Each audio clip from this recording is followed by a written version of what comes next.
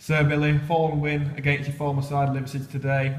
If we leave the game for a second, 512 was the official attendance here today. Right. How good was it to get back at home in the ITO Stadium, as well as paying our respects to Sonny?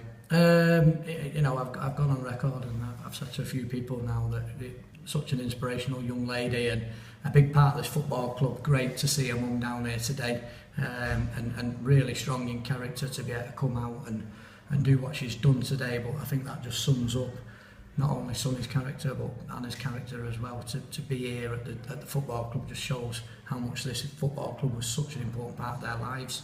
And I think for us personally then it was just a case of making sure that we got the right result on the day. So looking at the game, 4-1 win, pleased with the performance today?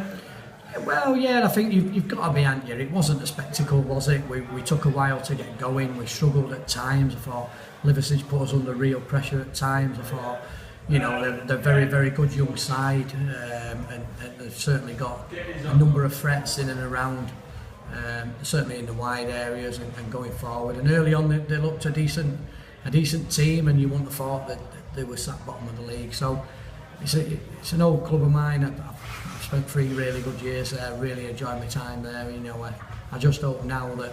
Said to him outside that it won't matter about coming and playing us. That's not how we get out of trouble. They need to get out of trouble by beating the teams around them. That's really important. Looking at the first half, it was frustrating, wasn't it? Plenty of half chances, but did break a deadlock right on the stroke of half time with Liam on. Big thing. Have a watch of the goal.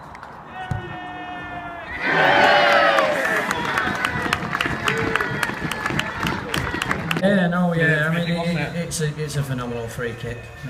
To get it up and down from the edge of the box like that was absolutely first class. I just want to point out, I did call it to Ed before that it would go in. I think a lot of us, when Liam stood over it, you know, I think earlier on in the season, was it Nostell? He did the same. He got two in the same game, didn't he? So, you know, he's one of numerous set pieces. You know, people who are more than capable of delivering from set pieces. So yeah, great to see, and be fitting for Liam because he was again, you know, an emotional day for Liam. He's really close to Summit as well. So it was nice, and I know straight away he pointed straight over to the stands. So really tough for him. What did you say to the lads at half time? Did that goal change? No, not really. We're not really. What we tend to do at the moment is Clates comes in and talks about the opposition, how they're set up and what their threats are, and then we talk about how we can deal with them threats going forward and what we need to do to maybe get the best out of the game in the second half. So, you know, we're not, I think it's well documented, we're not screamers, we're not shouters, we don't stand on the sideline commentating on the game. I think what we try and do is try and watch the game and work out where the strengths and weaknesses are. And sometimes, you know, you've got to hold your hands up, and I think what we do very well is we've always got faith in the lads that are on the pitch, and we stuck with him, and he likes a Carl Stewart and that getting their goal. That's brilliant for us.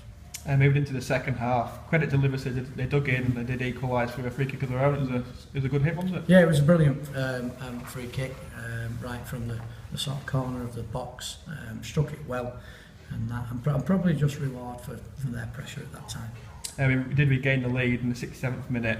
Another set piece, it was a penalty, handball. Liam Ormsby took it. It was well saved, to be fair to the keeper, and he followed up in the end, didn't he? Yeah, and I think, you know, credit's got to go with, I think Carl Stewart won the penalty inside the box where he's tried to little flick over the centre half, and the centre half's natural reaction, put their hands up, and I think it was a clear-cut penalty. So, yeah, no, Liam's he's been penalty taker at the club for a couple of seasons now, and he don't often miss, to be fair to the lad. So, you know, although it was safe first time, he's done enough to follow up and put the rebound.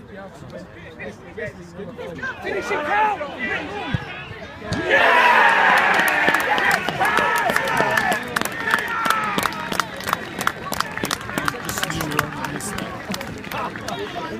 We scored 2 late goals which sealed the win. Firstly, Carl Stewart. Been plenty of banter flying around, but he finally scored, didn't he? He told me and the lads before the game today, if he don't score today, he's never playing again. Now what we said was, is that a threat on the promise card? It did seem like it won't be his day. I promise you. So no, I've had a look at the goal, and you know, it's brilliant. It's well regurgitated from Jermaine. As soon as it went across his body, it's a brilliant finish from Carl. Absolutely over the moon for him. And I think every single player on the pitch went to congratulate him, as well as, you know, as well as asking me if I got the goal. Yeah, and asking you, We've got that many this year. If you'd have missed that one, can you imagine?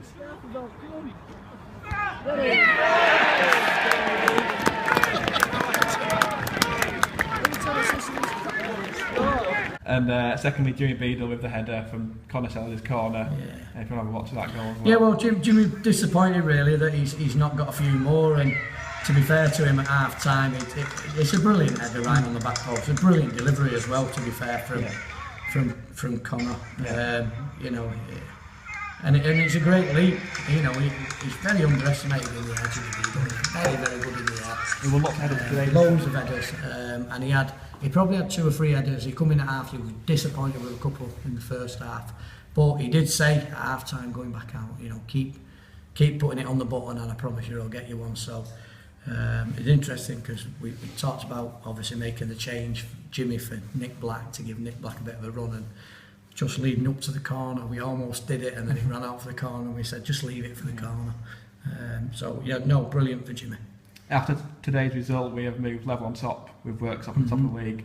Good to take another one off the list? Yeah, well, that's what I keep saying to the lads. Your job is to just keep ticking them off. You know, you look at what's happening around the league. You know, Hamsworth have gone another late win at Maltby Main. They seem to be much improved, and Worksop have struggled at Brig, which you would expect at this time of year. There's going to be some difficult fixtures for teams, but you know, stand by what I say. There's teams in this league capable of putting a really good run of wins together, and we're on that at the moment. So for the lads now, the focus turns to next week and no further than next week.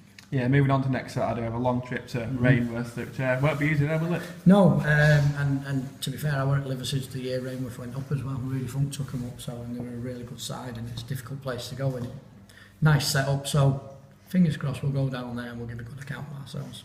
Well done, Billy. See you next week. Thanks.